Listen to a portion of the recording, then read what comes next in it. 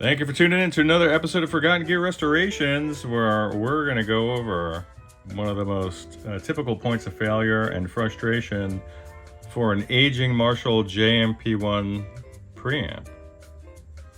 Not on this particular one, but on ones like it, and even on the one that I used to have. We have a little thing called quadrature encoder failure.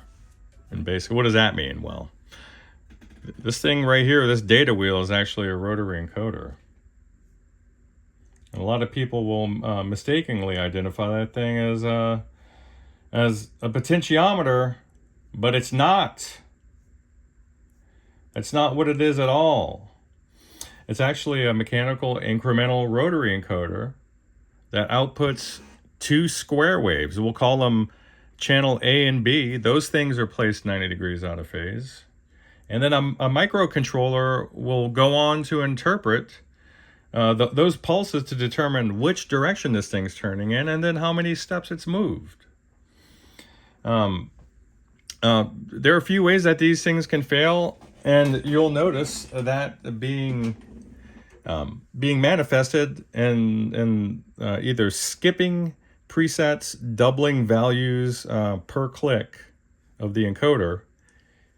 You'll notice that sometimes you can tell if you have the issue if you just move the wheel, if you just move this wheel really, really fast, and you notice it reversing or doubling instead of incrementally moving. That's going to tell you. You'll see a lot of techs just jab the needles of their deoxit cans or sprayers rather into there and try to clean it out as though it's an issue caused by oxidation, and sometimes it is.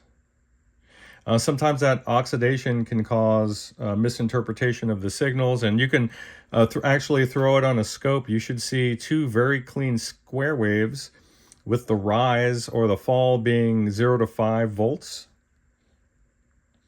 That rise and fall will determine what direction the microcontroller interprets the movement to be in. If you notice any sort of jitter or noise, that could be an indicator that there's some oxidation. It could also be an indication that the microcontroller is failing.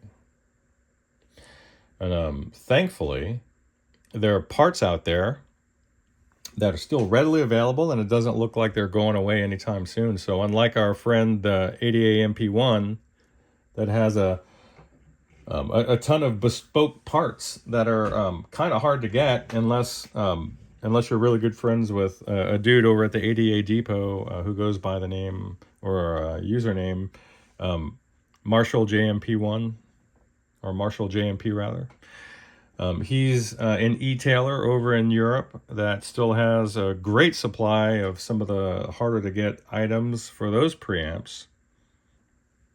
But in a lot of people's minds, the Marshalls are built to a higher quality, and I'm one of those people, even though I prefer the ADA tone-wise. I did, again, have one of these, and I loved it. I just liked the ADA a little more, but if I was in the mood for one or other of these things now, I would lean towards this just because of serviceability. And construction-wise, it's a much better build. Not as easy to access the solder business end of the board, but easily accessible enough if you're mechanically inclined and you can keep track of things. So, I don't know what else to tell you about it. What else can I tell you about it? I know most of the angles that people take on these videos just cover what it can do, but I think it's kind of cool to get down into the nitty gritty about the quadrature encoder. So, it's called quadrature because it's referring. Well, that's in reference to the two signals that are 90 degrees out of phase. So, if channel A's signal is high, then B is either rising or falling slightly later, depending on what direction you're turning the wheel in. And that phase relationship encodes the direction information. So you need two channels to do that. Otherwise, you wouldn't know direction. You'd only know what movement it went into. And that's kind of where the microcontroller steps in to decode everything. And again, when I was referring to those, the rising or falling edges of that square wave, of both of those square waves, the firmware in this JMP-1 is going to monitor the rising or falling. But before it does that, it needs to store the previous state so it can compare the current state. And then it's going to validate that. And that's going to match what they would call a legal quadrature pattern. So that would be considered what they would call a valid transaction. I almost said transaction. I'm decaffeinated. I'm sorry. It's a valid transition to move it one step forward or back. Where you have issues with like skipping, double increment movements or more, or like reverse jumps, if you're going clockwise, it starts producing a counterclockwise indication on a display. Those are caused by what they would call an invalid transition.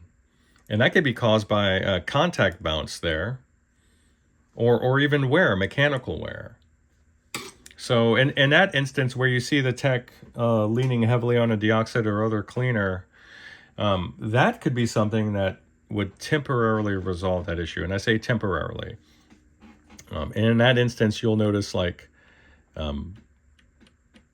less than sharp or positive clicks in these detents. So, well, that's something. There's a little disc in there that's segmented. It's got little spring wipers, along with like a common contact ground there on the inside. And over time, yeah, you can get oxidation. That'll cause, just repeated wear will cause an increase in bounce. And again, you'll feel like a weakening of the detent there. And then you could even have cracked solder joints. And if you're able to look at this on a scope, and I wish I had time today, you'll see noise around the square waves. You should see super clean square waves there with very little chatter, if any. If you see ragged edges, big bounce spikes, the duty cycles aren't super even, a missing pulse, you'll get double increments, skipped increments, reverse increments, the whole thing. So again, that's just going into a lot more depth than a tech would typically need to get into, just to say that, hey, this thing is bad, but at least you know why now. Thanks for watching.